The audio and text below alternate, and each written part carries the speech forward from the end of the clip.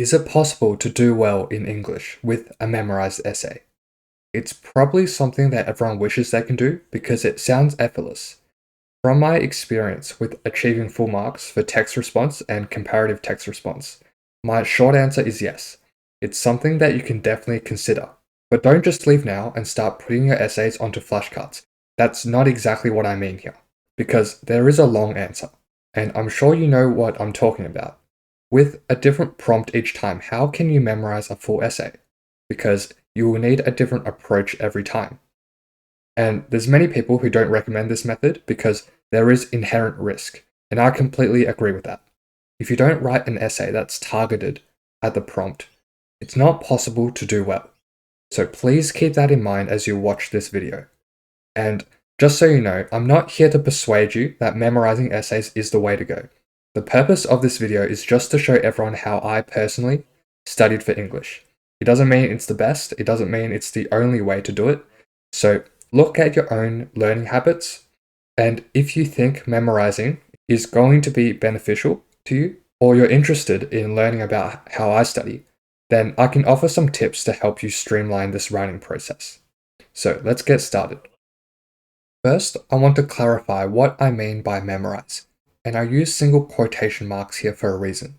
When I say memorize, I don't mean memorize every single word and then just control paste it into an exam. What I did in a nutshell was I kept my analysis of evidence points the same, and what I changed were my links to topic. So what can stay the same? Your analysis of certain evidence points. If you have an analysis of a character or a theme, that can largely stay the same. But in terms of what differs, and I'll have a sample essay to show all of this, so it might be helpful to come back to this slide later, it might make more sense. But just to give you a brief outline, what changes then is definitely your contention, because that depends on the prompt. You need to answer the prompt. Your topic sentences. So you might have similar like sentence stems or templates that you use for your topic sentences. That's fine. But the idea of your topic sentence usually changes. Then your links to prompt. That doesn't just mean your linking sentence at the end of your paragraph.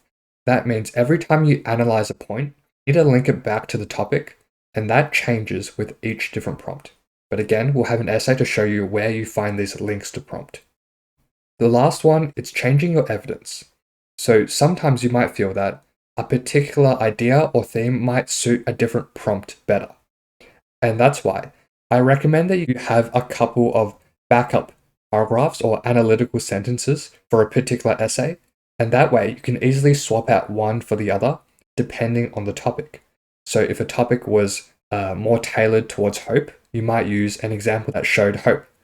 In summary, it's good to have an essay that you have, but also backup sentences just in case the prompt is more suited to one of those points. And of course, how much stays the same or how much changes completely depends on the prompt. And we'll see an example later. Okay, now I'm going to go through a step-by-step process of how I memorized my essays. So let's start off with step number 1, and this might seem a bit basic, but it's very important. And that's understanding. Because if you don't understand what you're writing about, it doesn't matter how hard you try and memorize, it's going to make it very difficult to link to different prompts. And what I mean is, you should understand the key themes, the symbols, or maybe the message of the text. And the reason why these are so important is because if you understand what stays the same, then it's going to make memorizing much more efficient because you'll know what to memorize, because these are the things that are going to stay the same throughout most essays. For example, for the majority of comparative text response essays, and maybe text response even, but it's the idea of hope, and usually that's the message. So with that in mind, you can almost always have the message as the same thing, that being hope. So, for example, you could have one paragraph always dedicated to hope, and that means that's one less paragraph that you have to worry about when writing. So, it's very key to understand your text so you can identify what are the key things that stay the same in different prompts. To better understand the importance of step 1, I'm going to try and use an analogy here.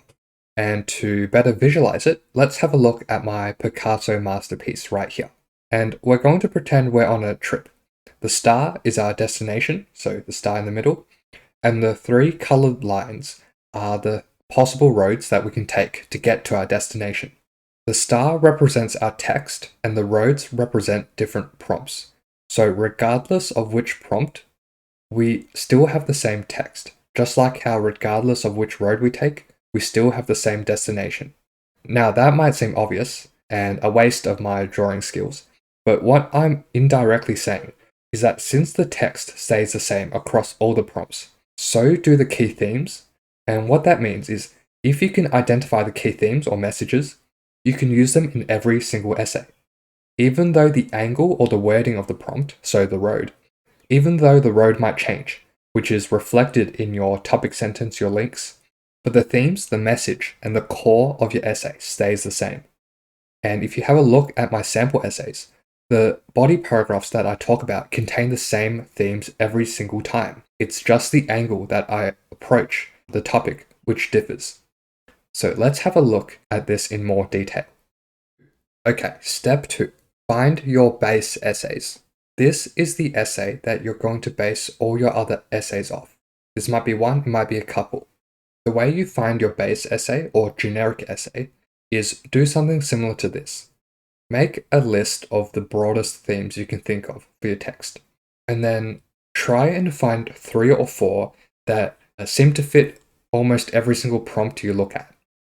And these are the ones that are going to form your paragraphs. So let's have a look at an example here. I chose to look at Macbeth here because I think many of you are familiar with this, or you would have done this before. I basically identified 3 main themes for Macbeth. For those who aren't too aware, in Macbeth, there's the talk of lots of witches, so this is why I talk about the supernatural world. Then I talk about ambition, and then third, the message. This is usually something to do with hope. So it's justice prevails over tyranny. So to summarize what I did here, the first 2 are usually very text specific, and then the third one, it's not always the case, but see if hope fits, because usually a form of hope is what that message is going to be about. Now, don't worry if you haven't done Macbeth, this is purely an example. What I'm trying to get at, if you look at these 3, it might seem unrelated how you would form an essay based on this, but let's look at a topic. So Macbeth is a warning against ambition. To what extent do you agree? Well, what you can do here is something I call the agree, disagree, message structure. So begin with agreeing to your topic. So Macbeth is a warning against ambition, and then have your ambition theme first, and then slightly challenge the topic by disagreeing and saying it's also a warning against the supernatural.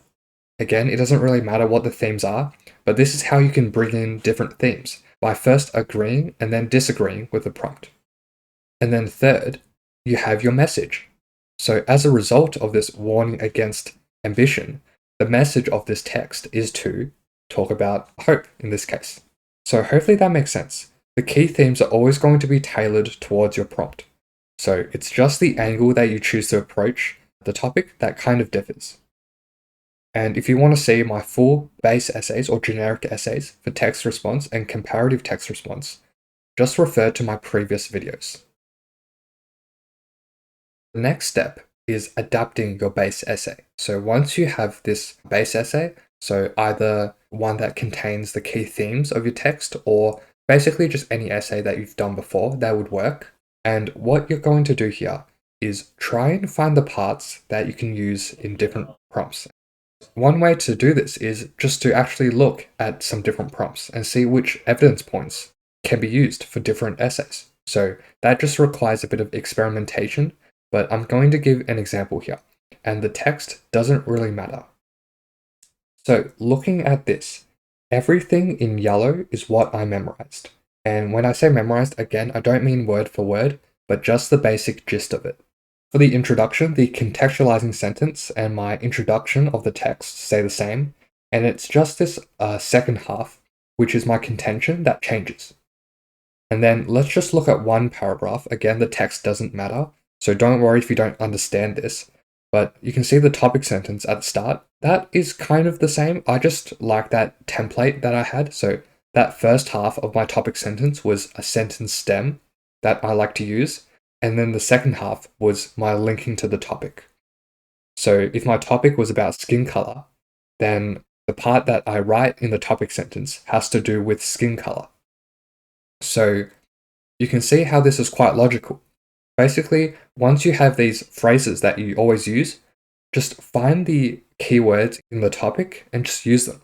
Now, that's not something that you can do throughout your entire essay, but it is a good start. Now, moving on, if you have a look at these individual chunks, now, if you're wondering why I write like this, please refer to my first video. The yellow parts is basically my analysis for these sections, which stay the same. As you can see, the majority of my analysis stays the same. It's just a bit of the start and a bit of the finish that changes. And what are those bits at the start and the finish? That is your link to topic. So that is what changes depending on your topic.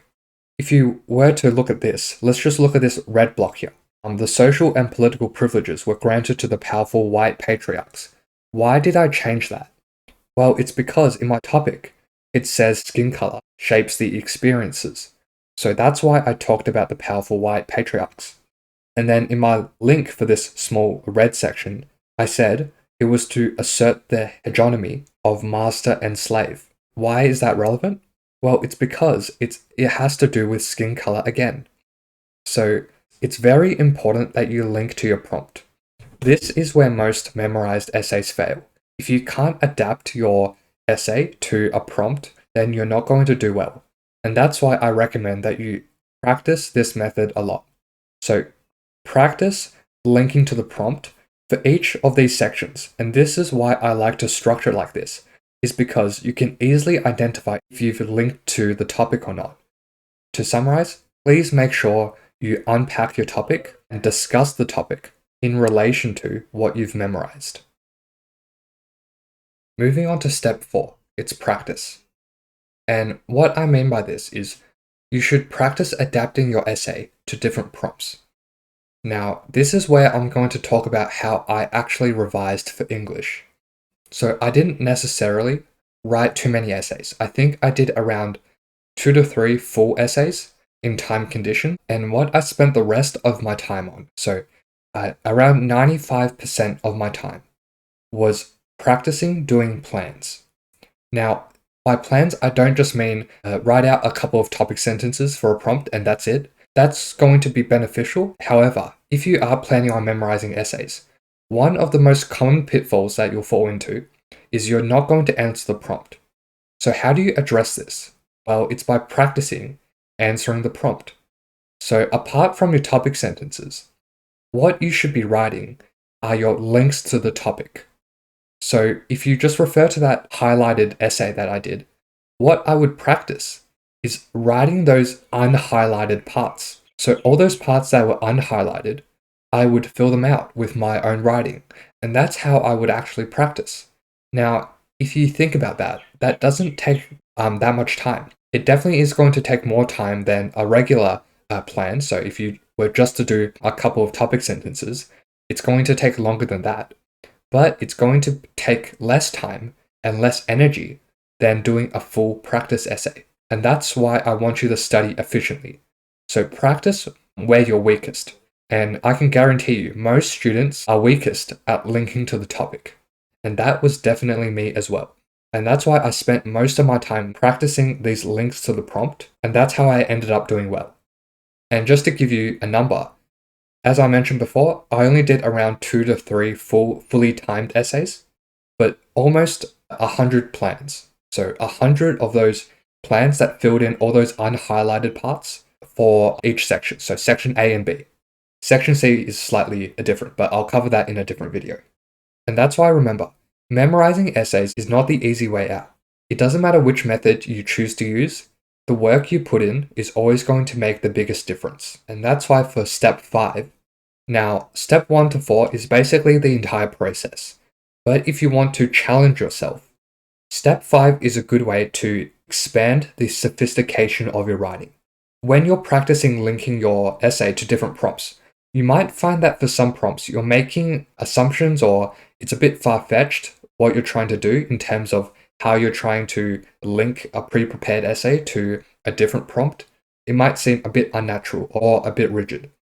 What you can do then is to make a list of these prompts that you struggled with and then work towards refining these plans. So what that means is to pick more specific evidence points that perhaps you haven't looked at yet and try and integrate these new ideas into your previous essays.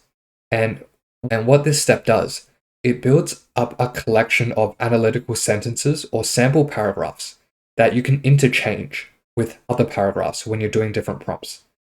So essentially, memorizing a essay is perhaps not a good idea, but memorizing essays, a plural, is perhaps more effective. This doesn't mean that you have to open up Quizlet and start memorizing word for word every single thing, but it might just be one essay that you have, so a base essay, but then a couple of backup paragraphs or even just small sentences that you can continue to interchange. And that's what I would be looking over as the exam approaches. Now, if you're wondering why I haven't actually talked about memorizing your essay, it's because I don't feel like you need to consciously memorize. If you feel like this is the only way, then feel free to do it, but I recommend that you practice as much as possible so that in the process, you get used to what you're writing about. That way, you're actually gaining something out of the memorizing process, rather than simply recalling what you've just written before. So, this has been my process for memorizing essays. If you do have any questions, please leave them below because I know this has been a relatively short video for a relatively complex topic. But anyways, I hope that this has helped and hopefully you can use this method to help you get the marks that you're wanting. All the best.